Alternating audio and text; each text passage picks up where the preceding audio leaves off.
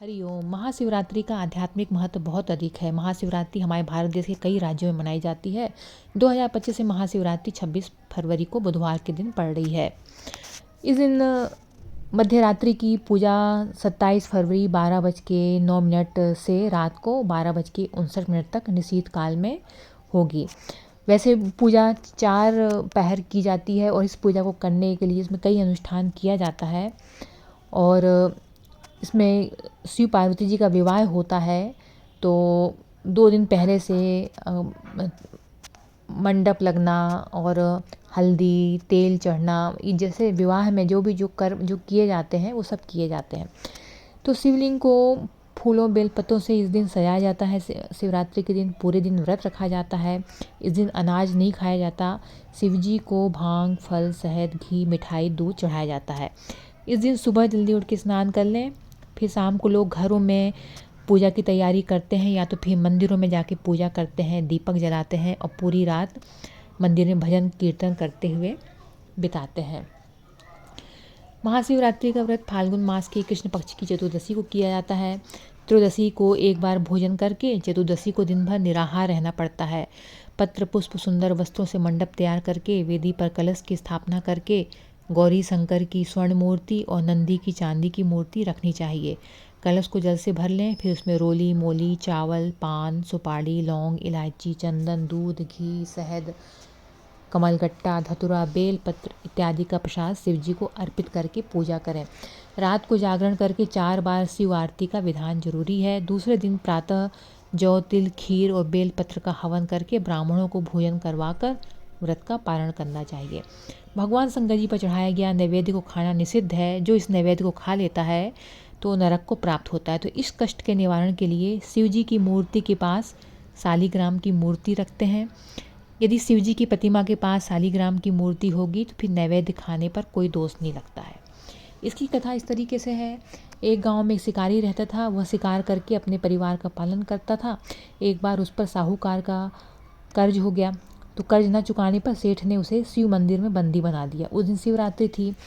वह शिव संबंधी बातें ध्यानपूर्वक देखता रहा, सुनता रहा। संध्या होने पर सेठ ने उसे अपने पास बुलाया। शिकारी ने अगले दिन कर्ज चुकाने का वायदा करके सेठ की कैद से छूट गया। जंगल में एक तालाब के किनारे बेल वृक्ष पर शिकार करने के लिए मचान बनाने लगा। उस पेड़ के नीचे शिवलिंग था। पेड़ के पत्ते मचान बनाते समय शिवलिंग पर गिरे। इस प्रकार दिन भर भूखे रहने से शिकारी का व्रत भी हो गया और शिवलिंग पर बेल पत्र भी चढ़ गए। एक प्रहर व्यतीत होने पर एक गर्भिणी हिरणी तालाब पर पानी पीने निकली। शिकारी ने उसे देखकर धनुष बाण उठा लिया। वह हिरणी कातर स्वर में बोली, मैं गर्भवती हूँ, मेरा प्रसव काल समीप है, मैं बच्चे को जन्म देकर शीघ्र तुम्हारे सामने उपस्थित हो जाऊंगी।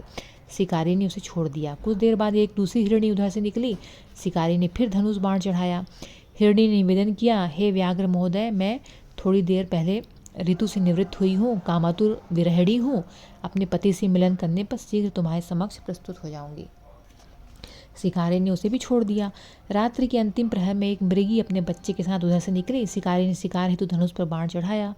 वह तीर छोड़ने ही वाला था कि वह मृगी बोली, मैं इन बच्चों को इनके पिता के पास छोड़ाऊं, तब मुझे मार डालना। मैं आपके बच्चों के नाम पर दया की भीख मांगती हूँ। शिकारी को इस पर भी दया आ गई, उसे छोड़ दिया। पाँव फटने को हुई। एक तंदुरुस्त हिरन आता हुआ उसे दिखाई दिया।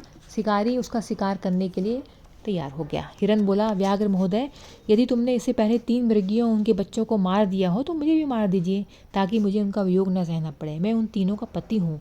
यदि तुमने उन्हें जीवन दान दिया हो तो मुझ पर भी कुछ समय के लिए कृपा करें। मैं उनसे मिलकर तुम्हारे सामने आत्मसमर्पण कर दूंगा। मृग की बात सुनकर रात की सारी घटनाएं उसके दिमाग में घूम गईं। उसने मृग की सारी बातें बता दी। उपवास, रात्रि जागरण, शिवलिंग पर बेलपत्र चढ़ने से उसमें भगवान भक्ति का जागरण हो गया। उसने मृग को भी छोड़ दिया। भगवान शिव शंकर की अनुकंपा से उसका हृदय मांगलिक भावों से भर गया। अपने अतीत के कर्मों को याद करके पश्चाताप की अग्नि में जलने लगा। थोड़ी देर बाद हिरण सपरिवार शिकारी के सामने उपस्थित हो गया। जंगली पशुओं की सत्यप्रियता, सात्विकता, सामूहिक प्रेम भावना को देखकर उसे बड़ी ग्लानि हुई।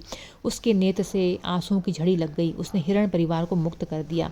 देवता इस घटना को देख रहे थे।